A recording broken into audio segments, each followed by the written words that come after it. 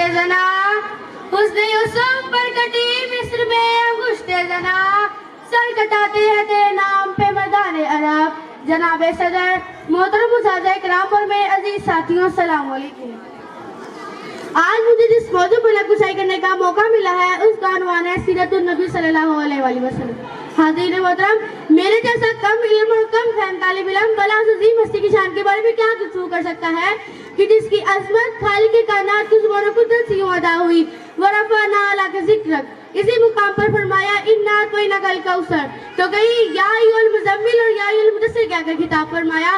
حاضرین محترم، حضور صلی اللہ علیہ وآلہ وسلم کی طے زندگی کے دو پہلو ذات مصطفیٰ اور صفات مصطفیٰ پر حاصل ٹکتے ساکت ہو گئی. زبان مدد کرتے کرتے خاموش ہو گئی. محقق تحقیق کرتے کرتے ملک عدم کو روانہ ہو گئے.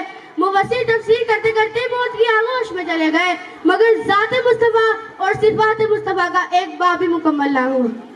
حاضرین محترم، میری کیا مجال کہ میں اس واجبین کی شان کے بارے میں لفظ کروں کہ جس کے دس کے ایک انگلی اٹھتی ہے چاند کے ٹکڑے کر دیتی ہے، کہ جس کے اشارے سے درخت اپنی جڑوں کو توڑ کر زمین کو پھاڑ کر آپ کی بارگاہ میں حاضر ہو جاتا ہے، کہ جس ہستی کی نگاہ رحمت اٹھتی ہے سلاکہ گھوڑے سمیت زمین میں دب جاتا ہے، اور جب نگاہ رحمت اٹھتی ہے سلاکہ گھوڑے سمیت زمین سے نکلنا شروع ہو جاتا ہے.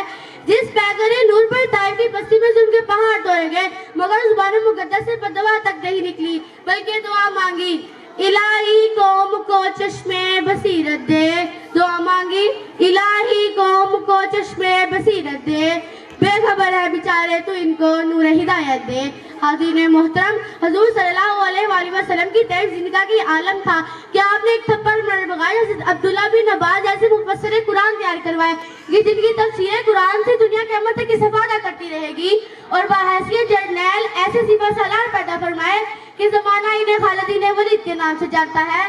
سچائی کی تربیت دی، صدیق اکبر بنا دیا، عدل کا درس دیا، فاروق اعظم بنا دیا، سخاوت کی نگاہ اٹھائی، عثمان غنی بنا دیا، اور مکتب شجاعت پر علی شیر و خدا بنا دیا.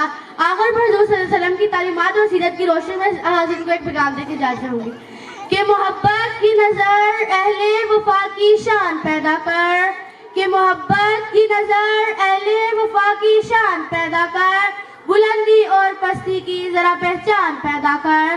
نہ ہو ماحول سے مایوس دنیا خود بنا اپنی، نہ ہو ماحول سے مایوس دنیا خود بنا اپنی، دلوں میں حوصلے اور حوصلوں پہ جان پیدا کر.